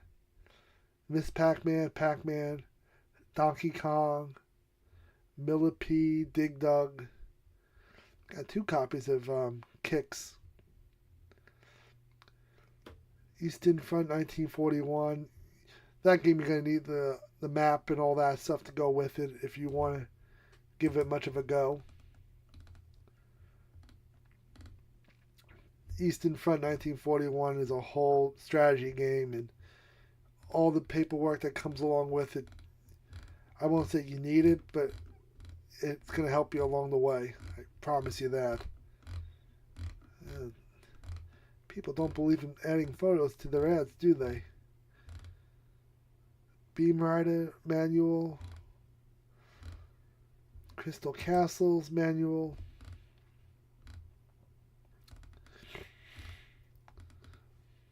Let's see here. I don't know how you look at Destroy Label of Asteroids for the 2600 and without blinking think $10 is what you're going to get for it. $7 for Berserk. Berserk's a pretty fun game. I can't really say anything really negative about that. Centipede's a fun game. I could spend a whole night playing bowling on the 2600. I'm pretty decent at it, but $6 for Combat. This is closer. $2 for Combat. I don't like the $7 for shipping though to mail 1 cartridge. Especially when it's in the United States. It shouldn't cost more than $3, $4 to mail a cartridge anywheres. Especially when it's only 1 cartridge.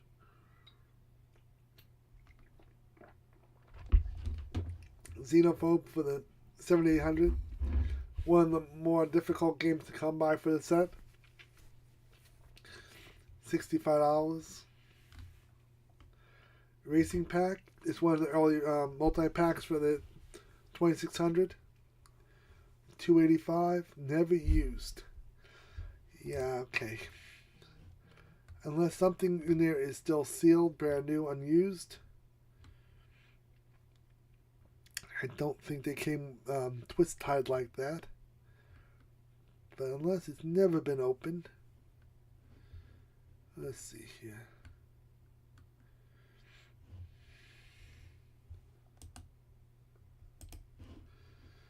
That would be kind of cool.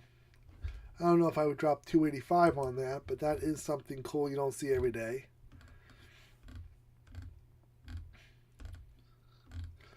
Got Crystal Castles, more asteroids. $12 for asteroids, unless it's a silver label variant, which I know is more valuable. I can see that one going for $20 or $30, but regular asteroids, no, I don't see that.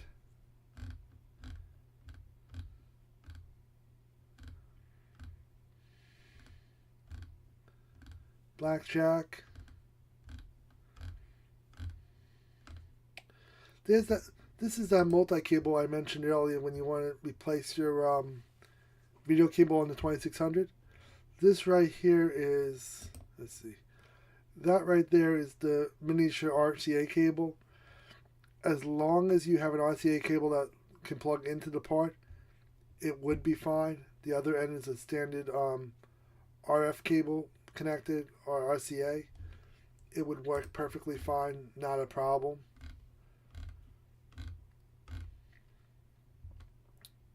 $9 for a power supply for the 2600. That's a good deal. Even with shipping, that's still a pretty good deal. And it's OEM, so even though it is old, I would probably trust that more than the more modern stuff that they came out with, third party. Unless you go for a USB type power supply.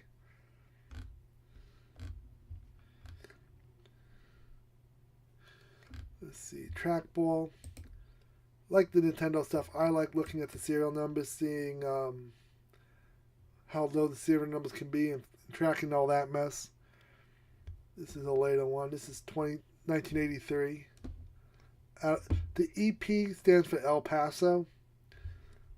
They used to have a plant back there back in the day, before the game crash. SV would be Sunnyvale, and EP would always stand for El Paso. TW was Taiwan. And I don't see anything else really interesting right now. Stick stand, that was always kind of cool back in the day. Someplace I have a pair of those. Sadly, I don't have anybody to really play 2600 games with. The wife is obsessed with her Switch 2 and from time to time the PS4. Try to get her into, what was it, the Channel F or either Channel F or the TI-99, and I think it was the Channel F, and they had some type of battleship sonar type game, and to quote my wife on that, she said that it was like pulling teeth and nails on a chalkboard. She couldn't get into that. But then again, that's something I'm into more than she is. She likes the newer stuff, I like the older stuff, and so be it. I don't see anything interesting here. A light sixer. I know the heavy sixes can bring over $100. At least last I saw, they used to go for over $100.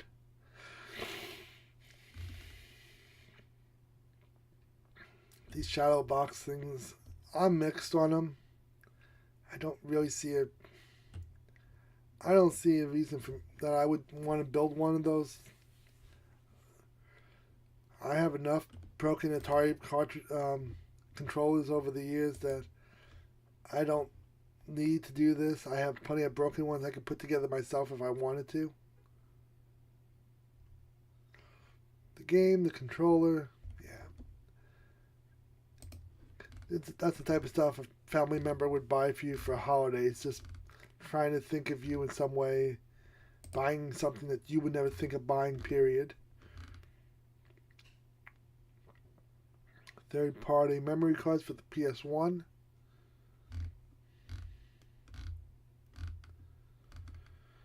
Let's see. More modern one, Mr. Run and Jump. I don't think I've ever seen this actually played before. Atari Interactive Incorporated. I guess this is part of the new Atari that was bought out or rebought as something. Item description: Atari 2600 Run and Jump. You know, for those of you who did not take the time to actually read what's in the photo. Avalanche, Homebrew. It's weird seeing an Atari 2600 game with an ERSB rating on it. So this would be a new one for the 2600.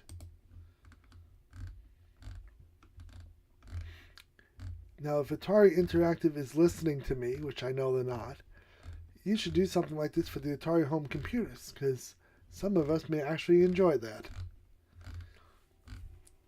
But I know nobody's listening, so much for that theory. Third-party power supply, open box, $20, which is why their OEM one I showed you guys for $10 with $6 shipping was such a great deal.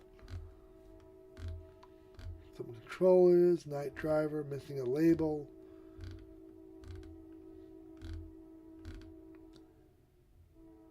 Millipede, 3D Tic-Tac-Toe, ASC Battle Galaxian, Indy 500.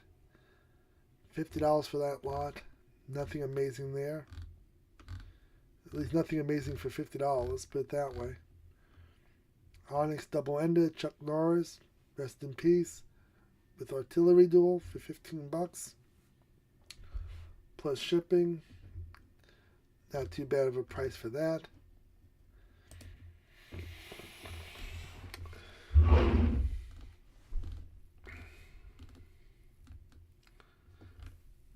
Tron Blue Network joystick controller, $60.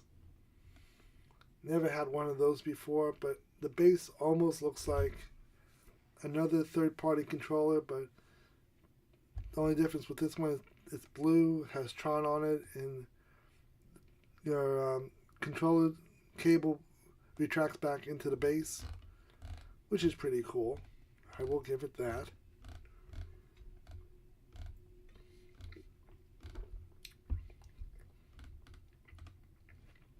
OEM power supply for $20. That's pretty cool. Crawl in a Box. Crawl was one of those games that came out later in the Atari 2600 life form. I think it came out in '83, right before the game crash. River Raid for $20. It's not an expensive game, but boy, is River Raid a fun game to play. That one's one of the ones I enjoy. Let's see, fast food, $20 with the manual. It's not horrible. Here's another trackball. There's one El Paso, first week of '84. For dating these games, not games, for the accessories and systems, EP is the location of where it was produced. The first two digits are going to be the week. The last digit is the year. So this one would be first week of '84.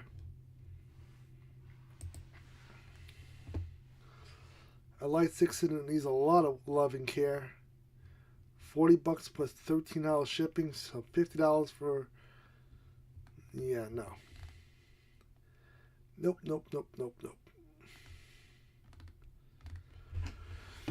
I remember years ago, Adventure came out as this hot thing that everybody wanted to get a hold of, and the price of Adventure cartridges went from like $5-6 to like $15-20 a cartridge for no reason at all. I wonder whatever happened to that whole hype and everything. People spent a lot of money on them and went nowheres. Still a fun game though, but I don't think it was $20 worth of fun. Let's see. Breakout, Asteroids, Dodge 'em. That's not worth $6 a game.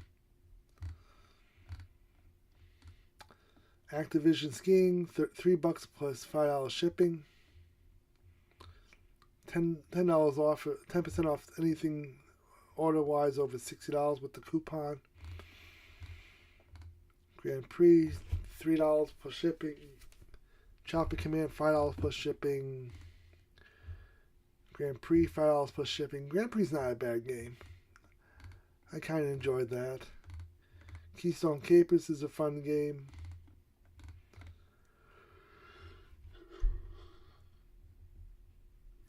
Midnight Magic, that's a pretty fun pinball game. Pac-Man was quite a disappointment. Pac-Man was better for the home computers and the 5200 than it was for the 2600. Ice hockey, that was so-so. That's more just like a pong type of thing with ice hockey players.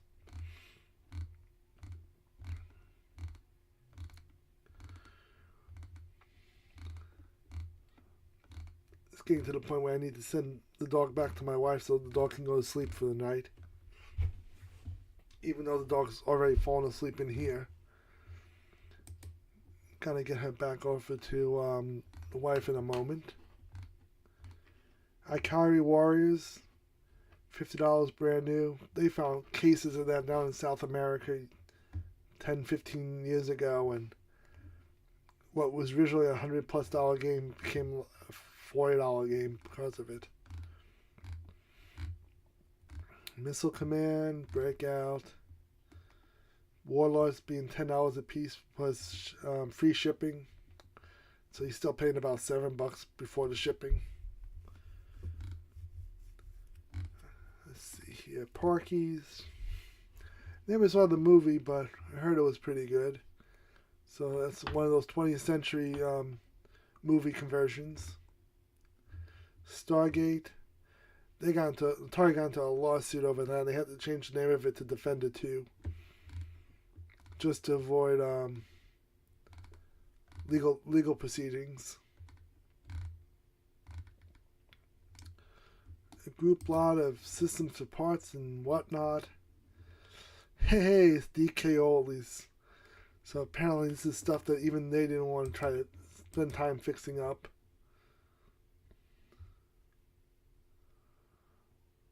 Okay.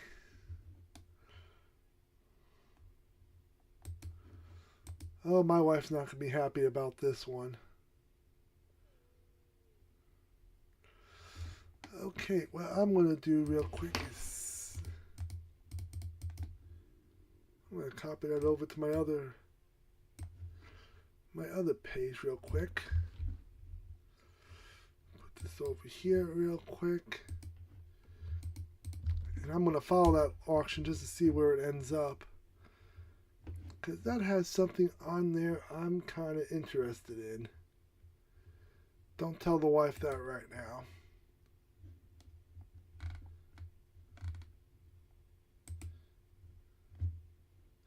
Oh, I don't want to put that on my wish list. I want to put that in. I'm going to watch that auction because I do want that one system in that lot. And my wife's not going to be happy about that. Usually we just look at this stuff and critique it, but every now and then there is something worth me looking into. I haven't seen one of those things in years, and we'll see where that goes, if anywheres. More historical for me than anything else. Every now and then we do something as a collector, we buy or sell something, and we kick ourselves for it, and years later, you come across that item again, and you debate, maybe I need to pick it up and fix something I've done wrong over the years. Man. So we have Pac-Man for $4.19.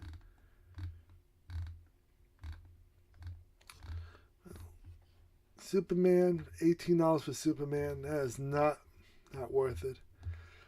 Rescue Terror 1, the manual only for $125. I know the game is pretty rare, and that's worth quite a bit of money. Some Panda manuals. Seahawk, Exocet, Boing, by First Star, that's a $100 manual. Maybe I should let mine go if that's the case. Star Path, manuals. Let me see if the dog wants to go and see my wife. Hey, come here.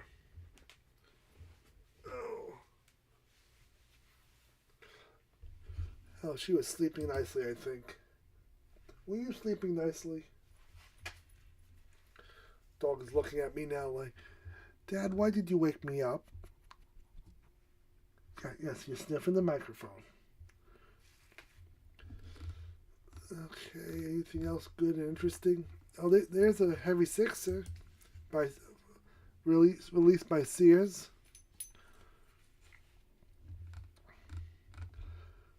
We're asking $160 on that with combat.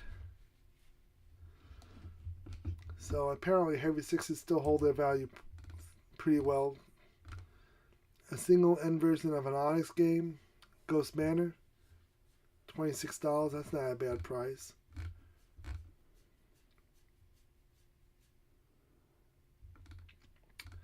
E.T. for $17. That was a game that everybody said was better than it actually was. We get two different opinions about E.T. over the years. Some people who think it was pretty decent, and I guess it wasn't bad. And then there's the other group of people who think it crashed the whole video game industry. But the thing you gotta remember is they created that game from beginning to end in like 5 weeks. Now, where are you gonna go to create a video game in 5 weeks and get it out to the markets in time for Christmas? Not something you see much anymore. Even back then you didn't see it. Go ahead. Go see Mama.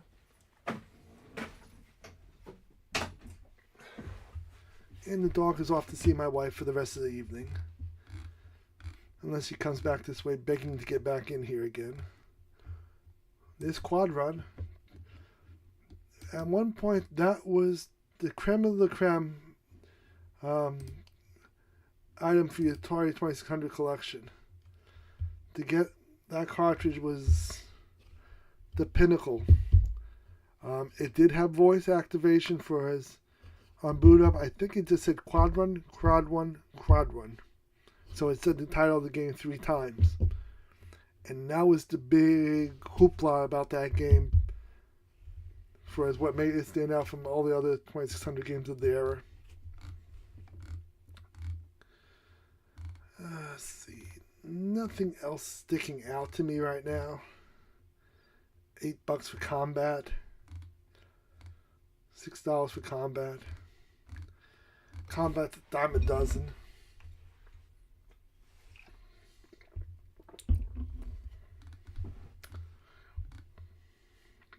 Rapid fire. It's supposed to make it your shooting button go quicker for sending more pulses to the game.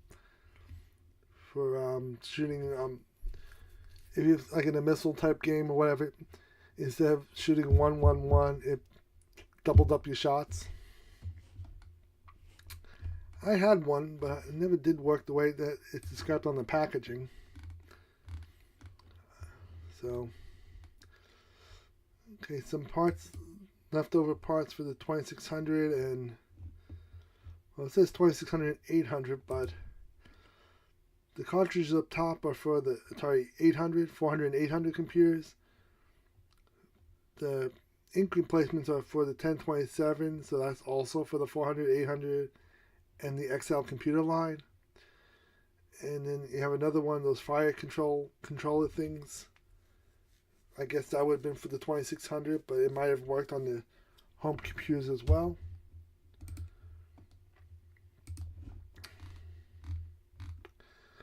Mario Brothers for the Atari 2600. That's $25. It wasn't a bad game. I liked Super Mario more than the original Mario Brothers. It seemed a little too primitive for my personal liking. But back in '83, it was just nice having Mario. If things worked out differently, the NES would have been released through Atari back in the day anyway, and people got a little too greedy, and that could have been the thing that could have saved Atari back in 1983.